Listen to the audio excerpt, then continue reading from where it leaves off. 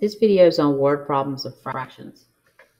So if we look at our first question, it says the library has 12,500 fiction books and 19,000 nonfiction books. Currently, 2/5 of the fiction books are checked out. Currently, 2/5 of the nonfiction books are checked out. And of the books checked out, 1/10 are due back this week. So we have 2/5 of the fiction books. So we would multiply those to see how much 2/5 of that is. So 12,500 divided by, or multiplied by 2/5 is 5,000 books. And then we take the 19,000 nonfiction books and multiply that by 2/5. And that gives you 7,600 books. And then it says, other books checked out, 1/10 are due back this week. So let's add the checked out books. And we've got 12,600. So of those 12,600, 1/10 of them are due back this week. And we multiply that, we get 1,260 books are due back this week. Kevin is paid $8.80 per hour and works 7 hours. He gave his mother 1/4 of his earnings. How much did Kevin have left? So to determine what he made per hour, remember we've talked about it in class, you multiply his rate times the number of hours he works, and that is 6160. He gives his mother 1/4 of that amount. So we multiply that by 1/4. So that's like saying 6160 divided by 4 is 1540. And the question says, how much did Kevin have left? So we take the 6160 and subtract it by the 1540.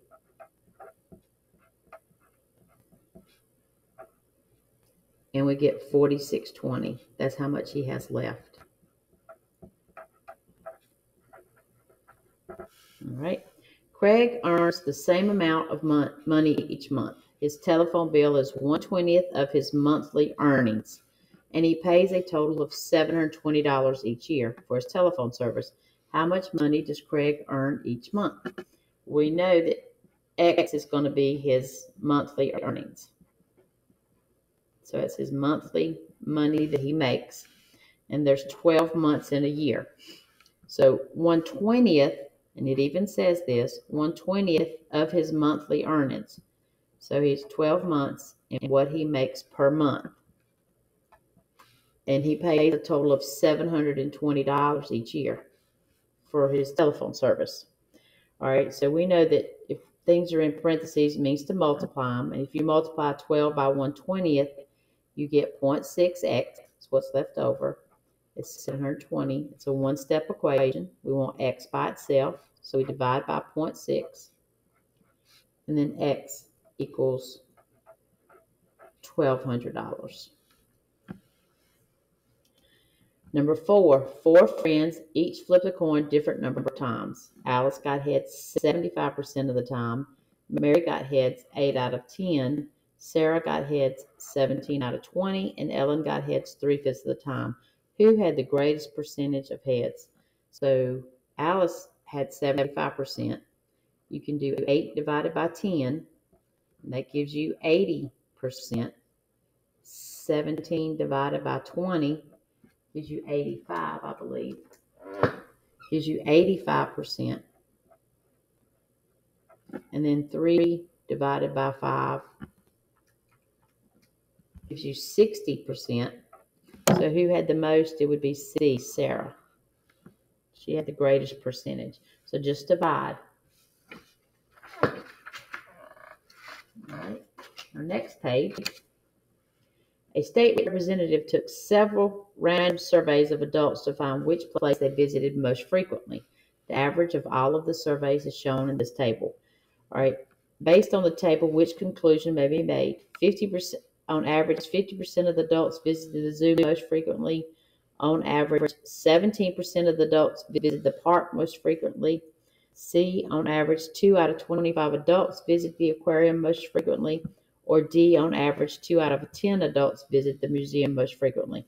First thing we need to do is get the total so we can calculate the percentages. So 31 plus 14 plus 17 plus 8 is 70.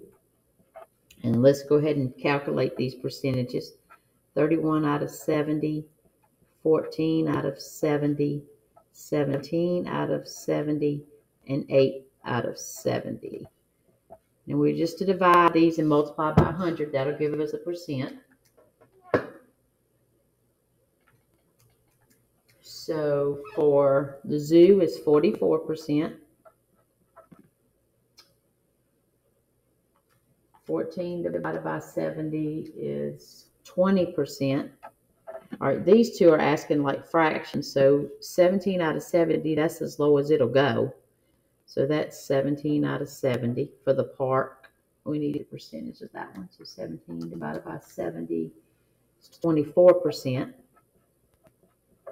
And then 8 out of 70, they can go down by 2. So that'll be 4 out of 35 right there for the aquarium. So on average, 50% of the adults visit the zoo most frequently. Well, the zoo was 44, so we can mark that out. On average, 17% of the adults visited the park most frequently. Well, that was 24. We can mark that out.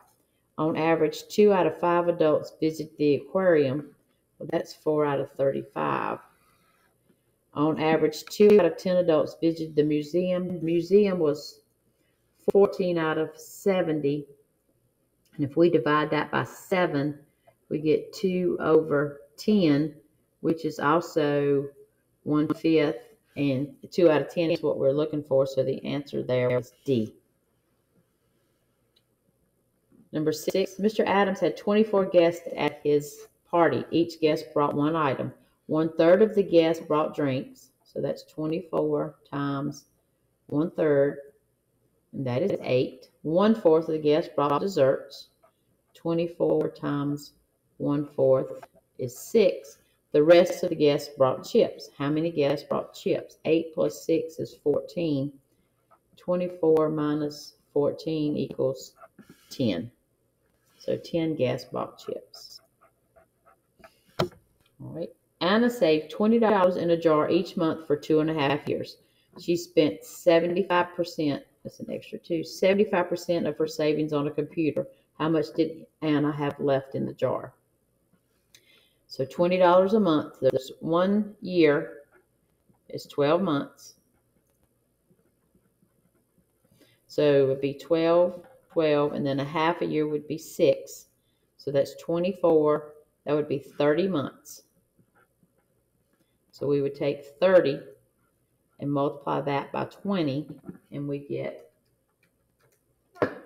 $600.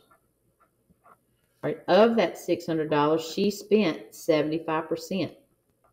We've been doing this in class. She spent 75%, which is $450 on a computer. How much did she have left? The 600 minus the 450 is $150. So the answer is A.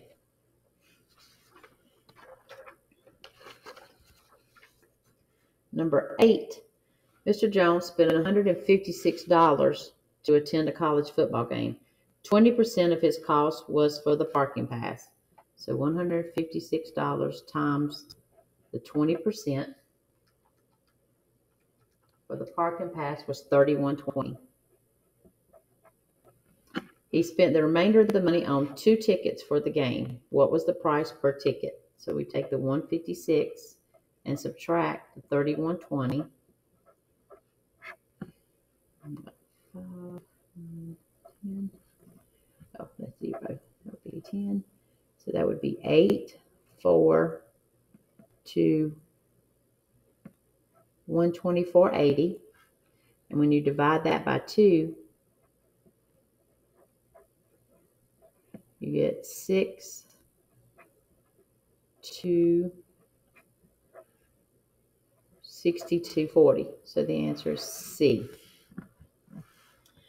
Two sporting goods have discount sales on basketballs. One store, a basketball is on sale for 20% off the regular price.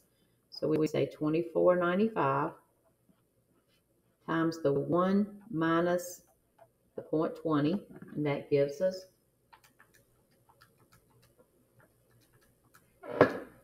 $19.96.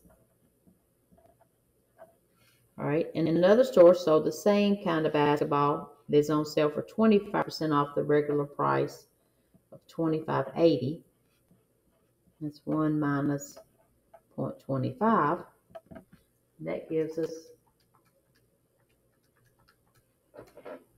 $19.35. And then what is the difference between the sale prices of the two stores? So we got $19.96 minus $19.35, and that's 61 cents. So the answer is A. Karen spends $450 monthly on bills. Of the total bill, she spends 12% for phone services, 1/10 for internet, and 2/9 for utilities. If the rest is for food, how much does Karen have for food? So we take the $450 and multiply it by the 12% to get for the phone, and that is $54.